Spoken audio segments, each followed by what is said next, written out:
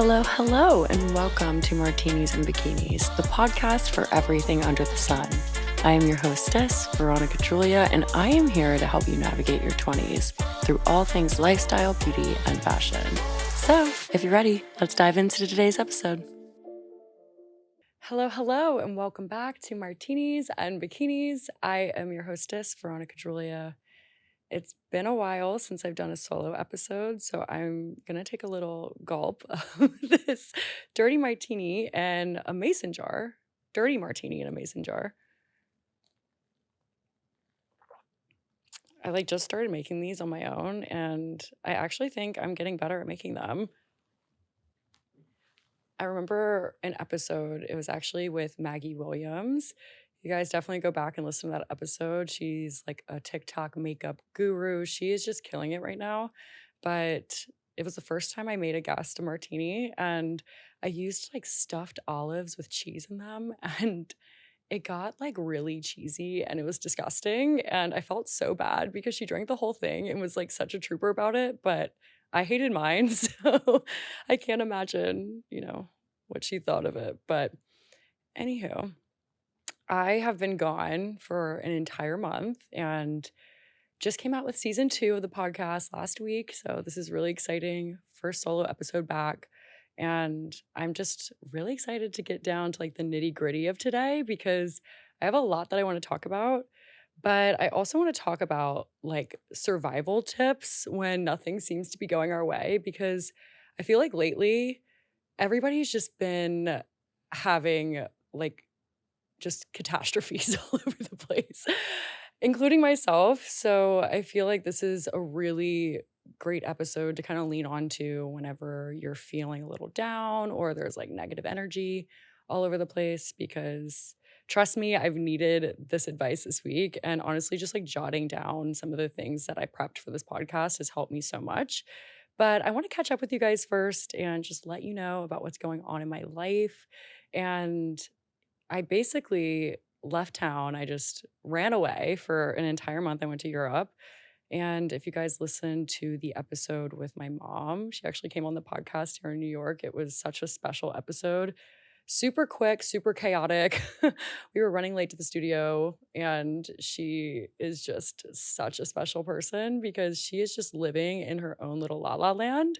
So, anyway, that episode was really fun to record and just a really good example of our relationship and kind of the person that I am. But we went to a family reunion trip in England, and I don't think a lot of people get this experience. And it was really such a blessing because I got to meet these very, very distant relatives of ours that were based all over the world. So I met some American cousins. There was people from all over Britain there, and they had a service for us. The whole community actually showed up because they were like so excited that my mom's side of the family ended up crossing the pond. It was really crazy. And obviously we are related to these people so distantly, which is hilarious. It makes the whole event even that much more insane.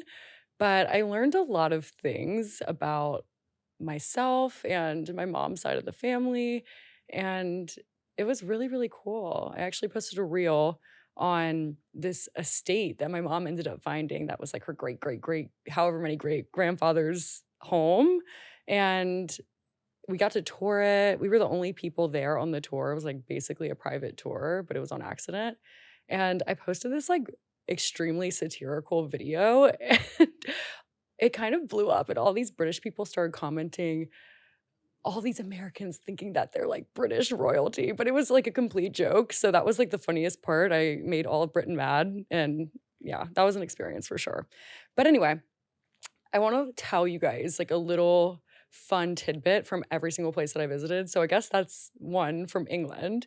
And then I ended up doing my first solo travel ever in Europe. It was such an enlightening experience. And I think if you've ever dabbled in wanting to do something like that, I definitely recommend it because I honestly prefer to travel that way, I think, from here on out. Because, first of all, you get to plan everything you want to do.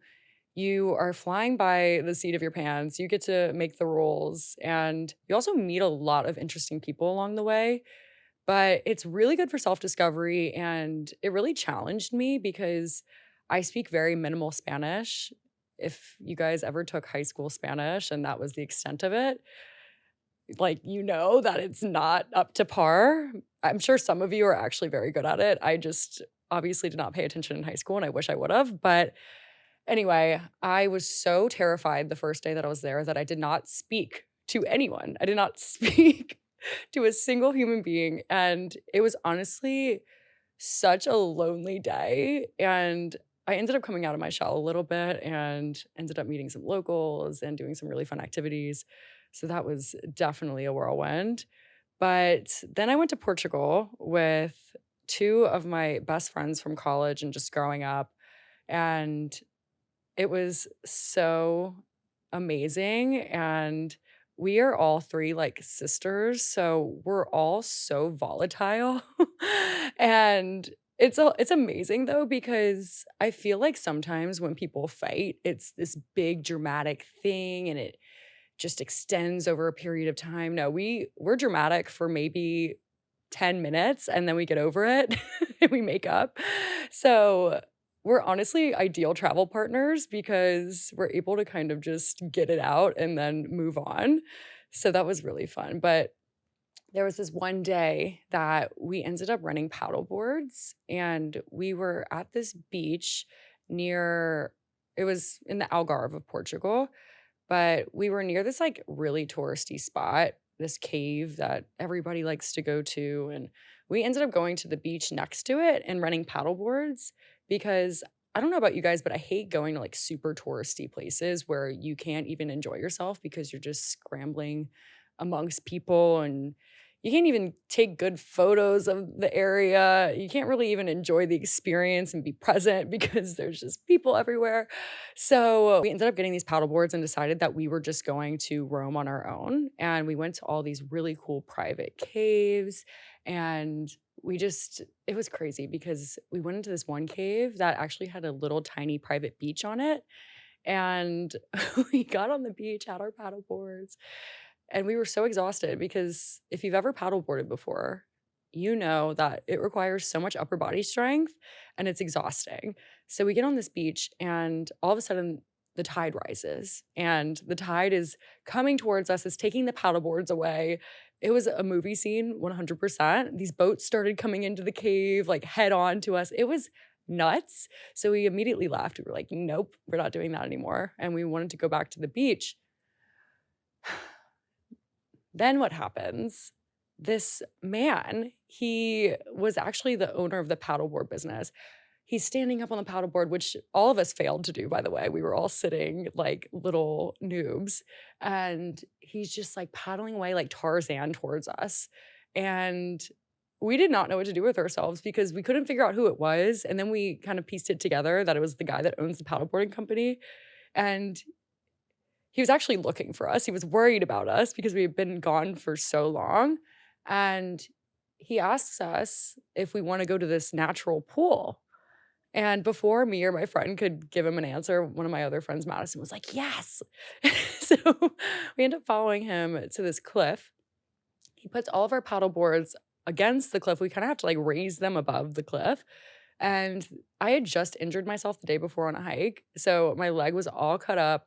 It was just, it was like a murder scene. I literally ran out of the ocean after getting hit by a wave and I crashed into a rock and I walked onto the beach and I was covered in blood. It was disgusting. But anyway, his name is Kaio. Kaio was like, hey girls, we're gonna rock climb up this cliff. And that's how we're gonna get to the natural pool. And by this point, we were already in. We couldn't really decide what we were doing. It was already happening. So we're going along the cliff, and all of a sudden, I just see this like butt ass naked old man. And I know it's Europe, guys, but I had never seen somebody just like bare in public like that. So it just wasn't what I was expecting. That's totally fine. Slay King, love that. Good for you.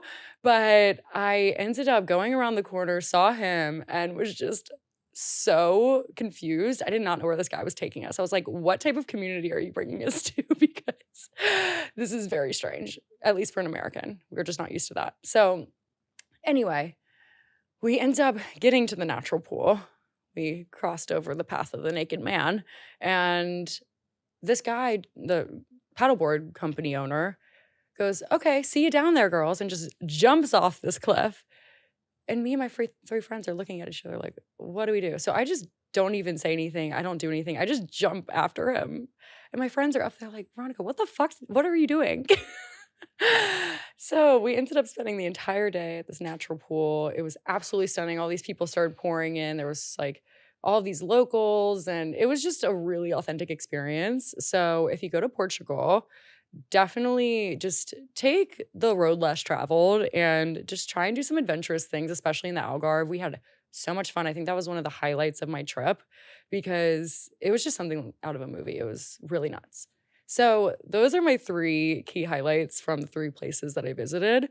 But I got back to New York, I want to say 2 weeks ago now, and it has been nothing less than chaotic since I've been back. My apartment unfortunately flooded last week, so having to deal with the repercussions of that this week, which has been absolutely bonkers. I feel like everybody always talks about how like New York kind of chews you up and spits you out. And I feel like this is like my first experience of being like actually chewed up by the city. And I always hear these horror stories of people's apartments flooding or catching on fire, which is terrible. Um, and I just never really thought it would happen to me, especially this early on. So I'm definitely feeling a little humbled. And, I think you have to remain optimistic. And that's what I'm choosing to do. And I'll dive into that a little bit later. But I think I'm having those post-travel feels, like post-travel depression, because you go from basically just enjoying life, R&R, doing all these adventurous, like mind-shattering things, and then you just like kind of go back to your regular routine. And it can be really hard to transition into that. Obviously, I'm so blessed for the experiences that I had. And I honestly wanted to extend my trip, but I think it's really, really normal to feel that way after the summer or after a long trip that you really were looking forward to. But I think it's all about being grateful for the little things. And especially being in America, like we are so lucky. There's so many, there's so much access to everything here. And I honestly was kind of like playing back and forth between that and Europe, if America's really at an advantage or if these other countries are. And I think they're all so different. And obviously, I do believe that America is built like a business. I think that's like my one takeaway.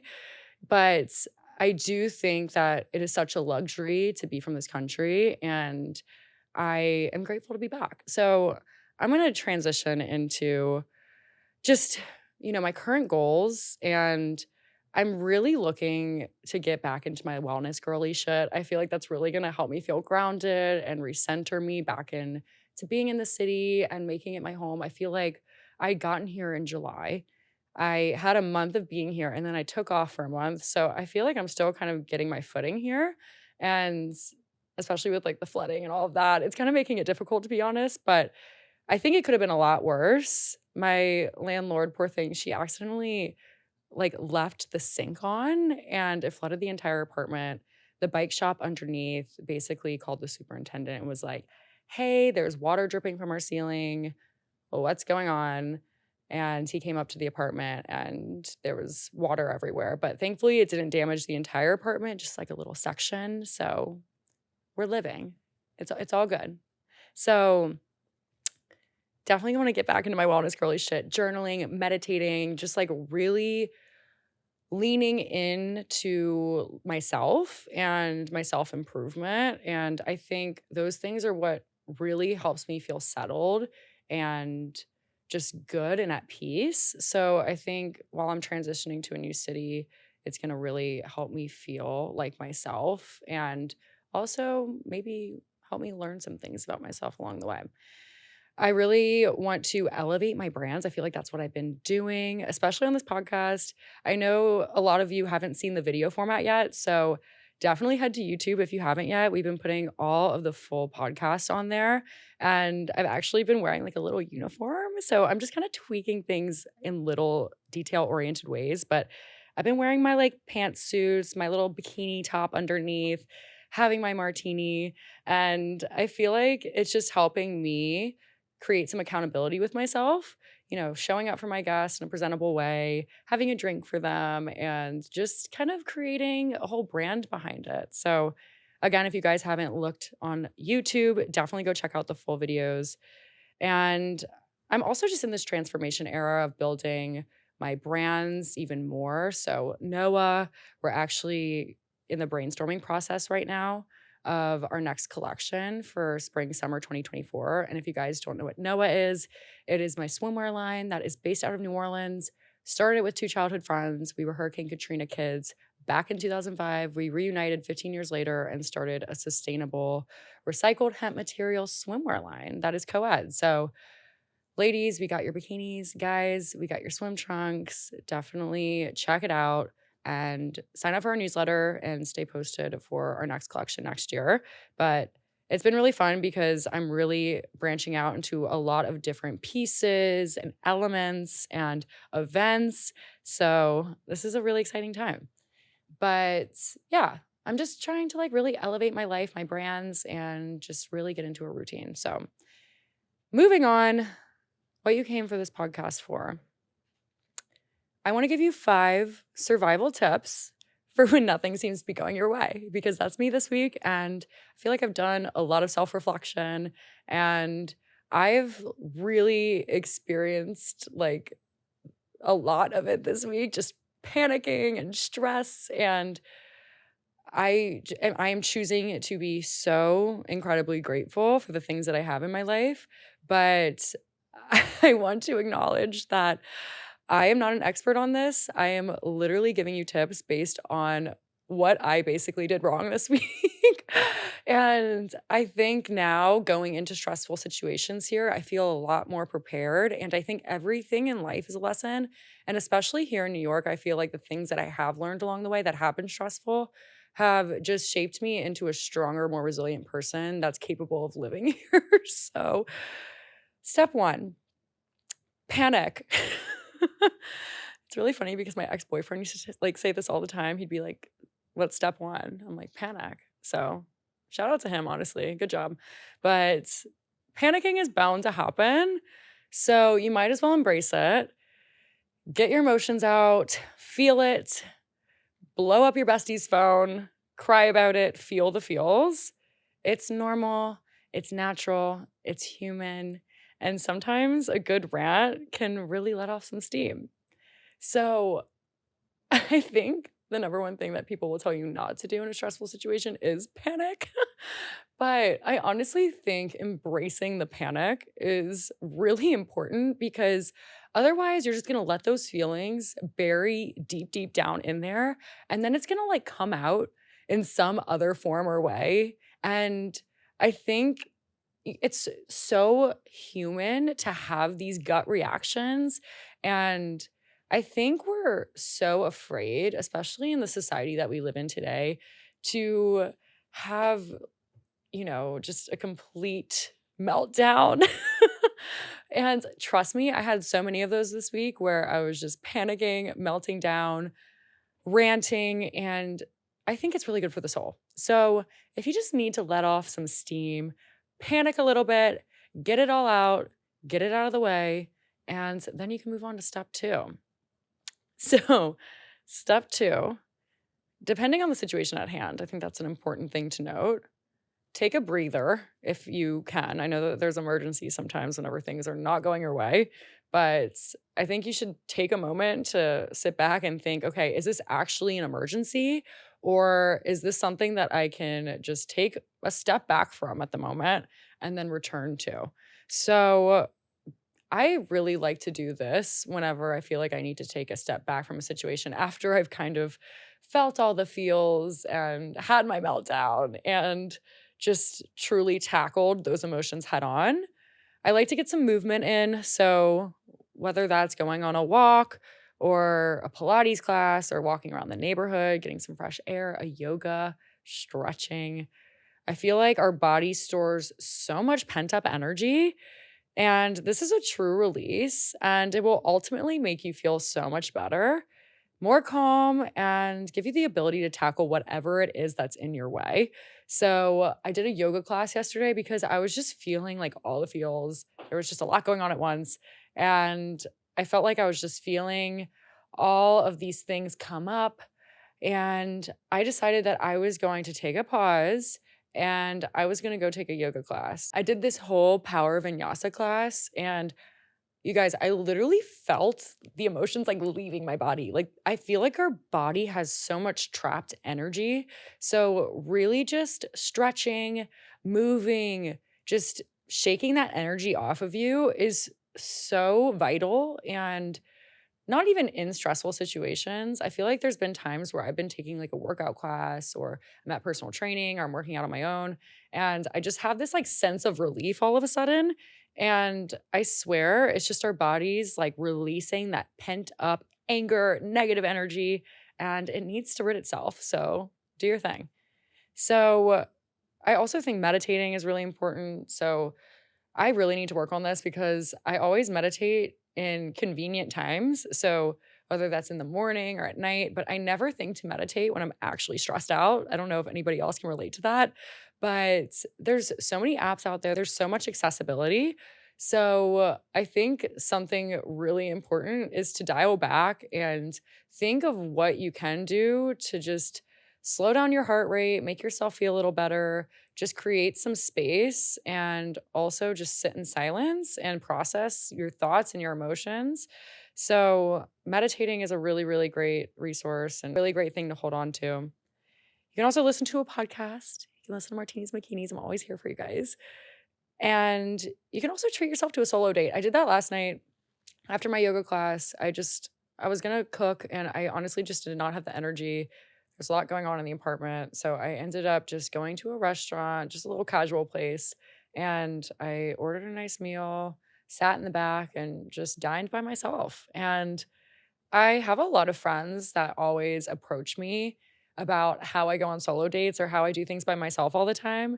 And I honestly think it's so freeing. Similar to what I said earlier about solo traveling, I feel like I have learned so much more about myself in this past year than I ever have in my entire life because I've just been spending quality time with myself and being super observant about how I am when I'm alone. And sometimes it's kind of freaking me out because I am learning to appreciate my alone time so much that I don't feel like I need to depend on anyone. So it's really freeing. It's really, really such a sense of strength that you accomplish. And I definitely recommend it. So whether that's just going somewhere casual, sitting at a bar, going to a workout class even, there's so many ways to just treat yourself to a little solo date or even go to like a pottery class or something like creative.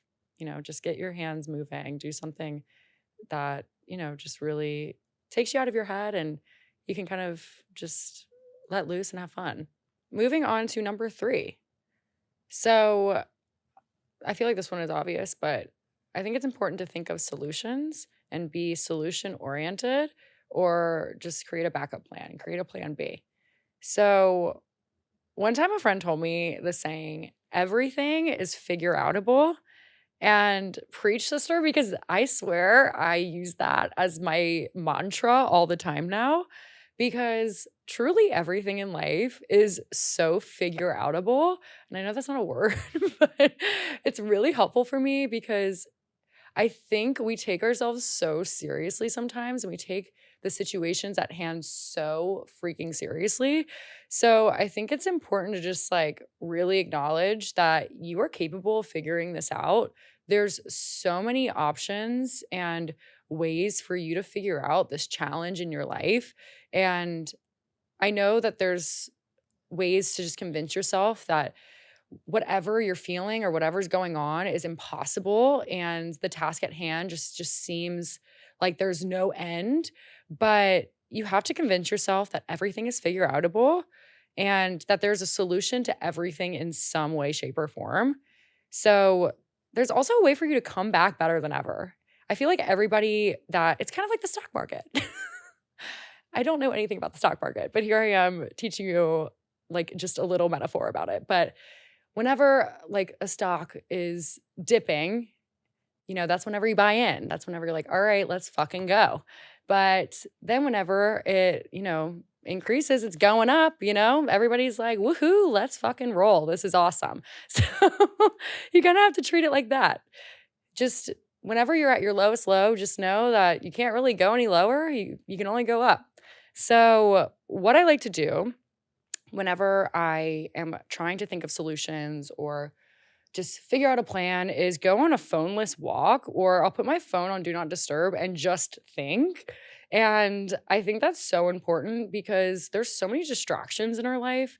Phones, family, friends, our careers, like just outside things that happen. So I think it's really important to just do you, think a little bit, create the space for it, and really settle in and just think.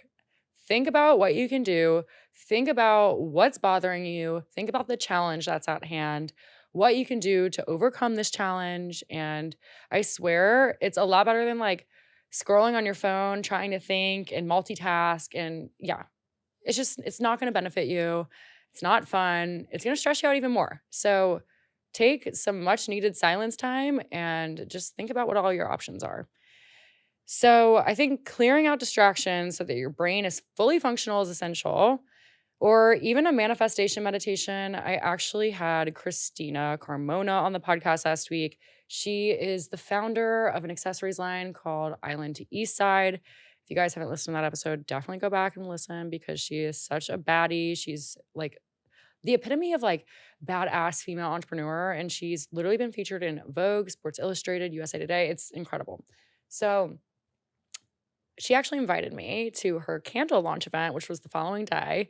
And there was actually a holistic coach there. She's like this intuitive healer. Her name is Awaken Your Goddess. I definitely want to have her on the podcast because she is so cool and she's so nice. Ended up talking to her for a while after the event. But anyway, before we actually like made our candles, it was really cool because they poured wax into the candle and then we like chose all these different crystals that they had laid out on the table and we like put them into the candle and it dried that way. So whenever you burn the candle, you get all these different crystals that pop up. It's beautiful. I'm really, really proud of the candle that I made. Anyway, she did a manifestation meditation for us before we actually made the candles. And you guys, the lights were off. There was like this amazing, like angelic music playing. And I have never been so clear headed after that. I feel like I went into that event like so clustered and I just gotten back. There was like so much going through my mind. I was like very stressed out. And after that, I literally was like, oh my God, I have so much clarity. So however you create that silence, I think it's just essential, whether that's through a meditation or literally just sitting down like on your floor and thinking about something. But anyway, after the meditation, I literally went to my notes app and I just started like rapid firing like all of these ideas. And I feel like it really helps you be more creative and it opens up the space for creativity. So yeah, that's what I learned. And I think I just created through my notes app all of these random like words and things that I just spouted out. But it definitely gave me solutions to like my current obstacles and challenges that I was facing. So 10 out of 10 recommend that. And moving on to number 4. So don't just say it, don't just write it in your notes app. I am the queen of like just long list on my notes app that I don't ever touch. I feel like it's like my brain. My notes app is now my brain because all I do is just jot things down sometimes and I barely go back and look at it. But I feel like I have a different system of how I get things done. That's just kind of like a way to declutter my mind. But again, don't just say it, do it. It's so easy to say all of these things and never follow through. So if you want to level up or change the outcomes of your current circumstances, you have to be able to be an action-oriented person. So, getting the motivation to actually go through with that, with what you promised to yourself, gives you so much confidence. I used to journal every day. I'm trying to get back into it. So, I'm not going to like sit here and pretend to be like this expert on journaling and being this like self-care phenomenon because, sometimes I go through phases and right now I'm in a phase of just really not doing all the self-care that I really wish that I would. But anyway, I used to journal every single day, one thing that I would promise to myself. So in my journal, I would write an actual promise to myself in text. Today, I promise myself this.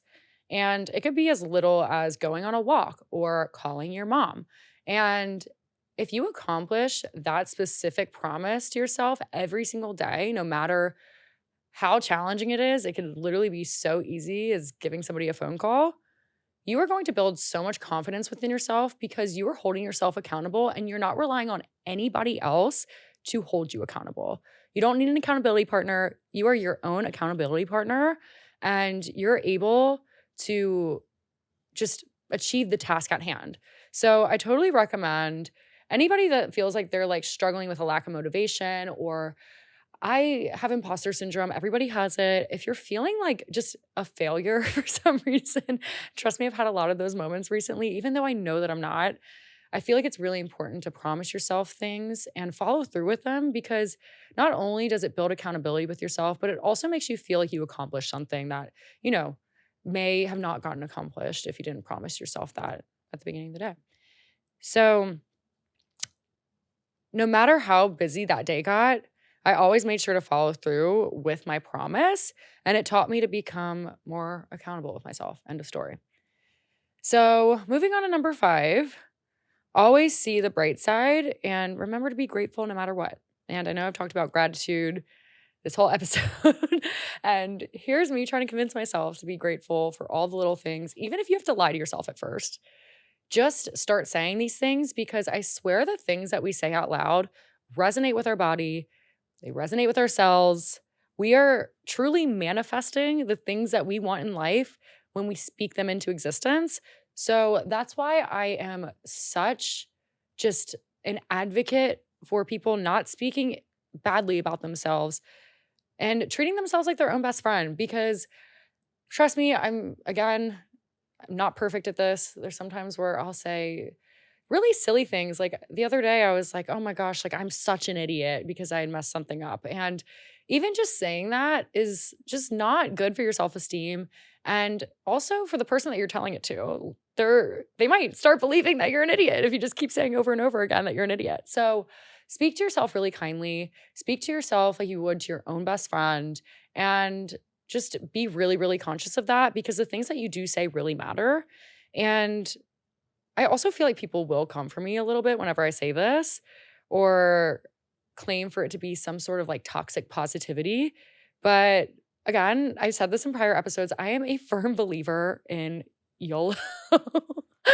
And I sound like such a millennial whenever I say that, even though I'm actually a Gen Z. I'm the last year of a Gen Z, which is crazy to me because it just seems really young. Anyway, when you waste too much time, like too much time, embracing negative energy, complaining 24/7, and not learning to accept curveballs or challenging situations, it gets you nowhere. It literally gets you absolutely nowhere. Learn to embrace the suck, find the silver linings, focus your energy towards that, and express gratitude for the wonderful things in your life. Because I promise you, there has to be at least one wonderful thing in your life.